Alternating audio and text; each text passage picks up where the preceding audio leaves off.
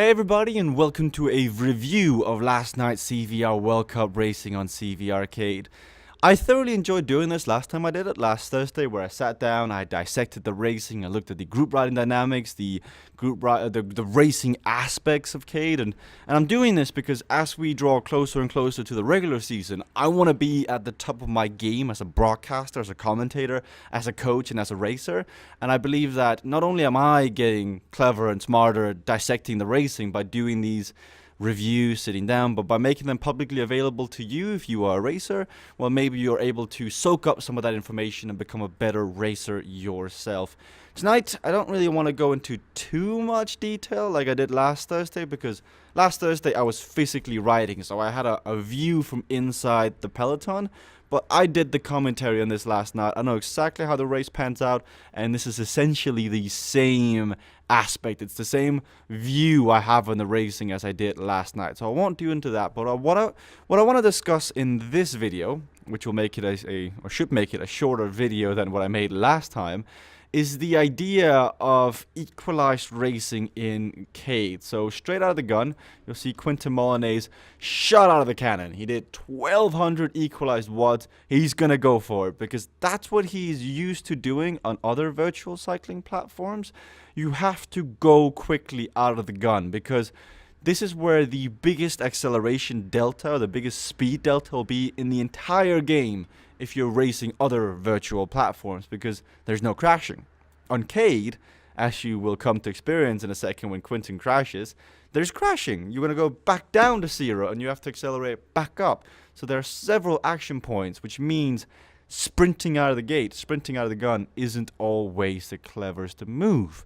But in particular, what I want to see unfold in the racing today is how, because this is the first time in the CVR World Cup history that we've got these three, and there's a fourth guy down there as well, 4 fake players. So yesterday, to change up the racing, we added bots, and these bots raced at 367 equalized watts.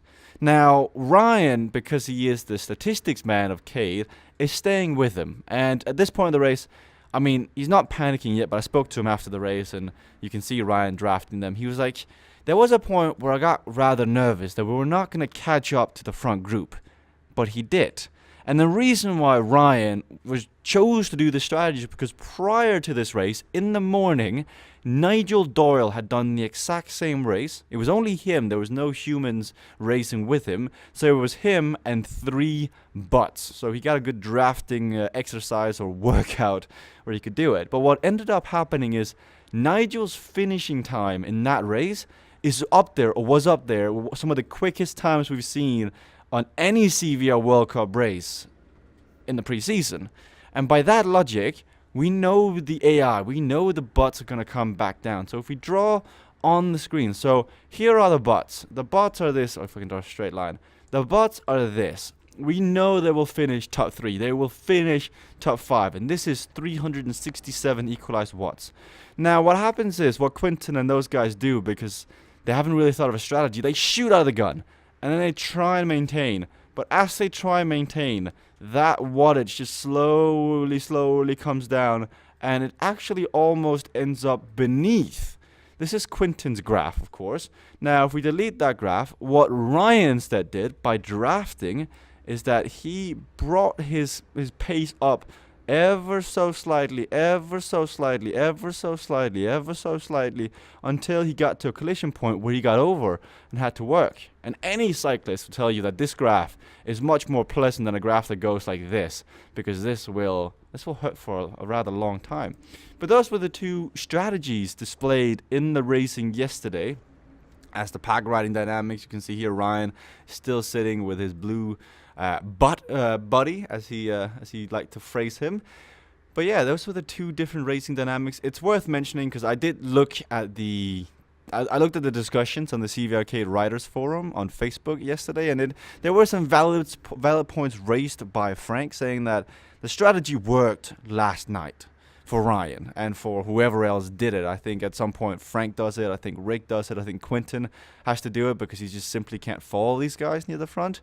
But it won't work forever Because once you learn how to ride as a group in a pace line, because there's none of that right now. Despite Peter, Homer, Nigel, Seb being on the same team, they're not riding together. They're not taking turns on the front. These two are a unit. What they should be doing is 5 seconds on the front, off, 5 seconds on the front, off, but they're not.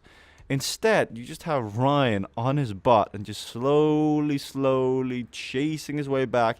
If he's drafting correctly, and I think his average draft percentage was somewhat like 20% yesterday, so 20% saved to 367 equalized watts.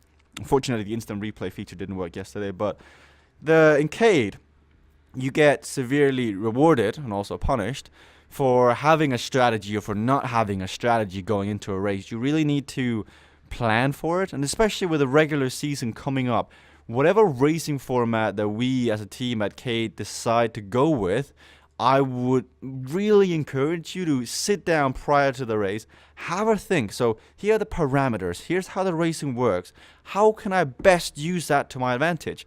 Because yesterday in the CVR World Cup preseason race was the best display we've seen of physical equalization so far. I mean, it was a back and front affair. People using comeback kits to come back on. It was really amazing to watch how at no point of the race where you're like, okay, it's over, sit back, I'm just going to watch this come in. No, Peter Castro is on the front now with Homer. Quinton is up there, but Sepp comes back. Frank comes back. Ben, I think Ben tires out at some point, but we're halfway through the race, and it's really anyone's game. So when watching this video, Peter, Seb, Nigel, Quinton, Timothy, I want you to think to yourself, and also I want you I really appreciate it if you actually comment on this either on the CVRcade Writers group or beneath this video on YouTube, and tell me if you do strategize, and when you are racing CADE, what goes through your mind? Because from my personal standpoint, I'm a tactician. I overanalyze everything to the nth degree. So Ryan and I, even prior to this racing, were theory crafting. How do we best possibly, as Sharon Hackathorn, just that's a good move she put on there. But we theorycraft. We looked through the race and we're like, so these are the variables. These are the possible scenarios, and there are only so many scenarios that can technically play out on the macro level. And on the micro level, you're going to just have to nail every decision. But that's what we did, and we came up with a solution that sticking with the butts is possibly the best choice, and it does look to be the case. If you look, you can see Ryan, he's panicking a bit here because Sharon just destroyed the butts, but they'll still come back. So if we move forward now, there's not much else to really show. It's a back and forth affair. The next piece of display of cleverness comes at the end of the racing last night. You can see it's back and forth, peloton, everyone all over the road trying to get a draft. Next thing people need to learn, oh, that was a cheeky move by Nigel. Next thing everyone needs to learn, including me, and particularly me, I'll put my hand up, is how to correctly draft, because there were so many different displays of drafting methods. Like this right here, you're only getting about 10%, 7%. Now it's 15, 25, 30, 31, 40 now, and then you go back. So you need to learn how to do that. But coming into the finish, you can see, if you haven't watched last night's race on the broadcast over on CVRcade, I do recommend it because it was quite enjoyable to watch, quite enjoyable to commentate, and then from hearing from the riders, it was quite enjoyable to race as well. Now, coming into the finish, now let's slow this down and watch this, because this was the last piece of great display yesterday. Let's see, that's 100%. I guess 100% just looks a bit slow once you've gotten used to seeing 200%.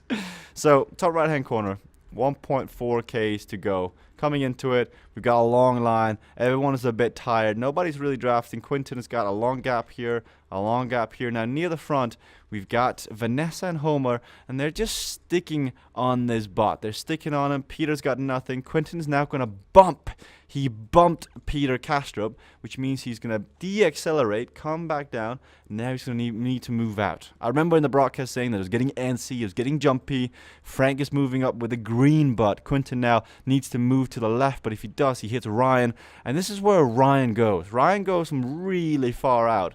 And that's because he just has more left in the tank at this point. He hasn't really dived into his resources yet, but it's going to come back to haunt him. And now, Frank is using a comeback kit down here, but he was out of the race anyway at that point. Ryan using an attack at the front, and he let me in on a secret. He said, Jesper, I didn't really use a comeback kit yesterday. And that probably comes down to the reason why he's going to lose. Because now, if we pause it here, now Ryan is 3 seconds up the road.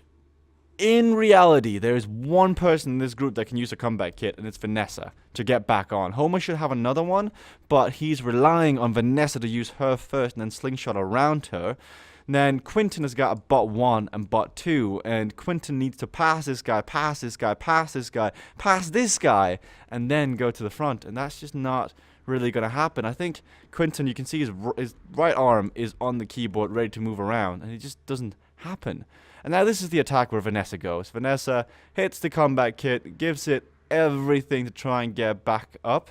There looks to be a small issue though. I mean, if we pause it here for a second. Now I just spotted this. It says 0 equalized watts. She's popped combat kit and it gives her 367 more. So either she's popped combat kit and she's stopped pedaling, or there seems to be some sort of bug that the team might have to dive into further. Peter's used his comeback kit, but he's on the wheel of Seb and Homer, so he's going to get nothing. He had to pass them first to use it. He didn't do it. Quinton uses his as he passes the fake players. Frank Garcia, though, puts a spanner in that. And then Vanessa just outfoxes the rest.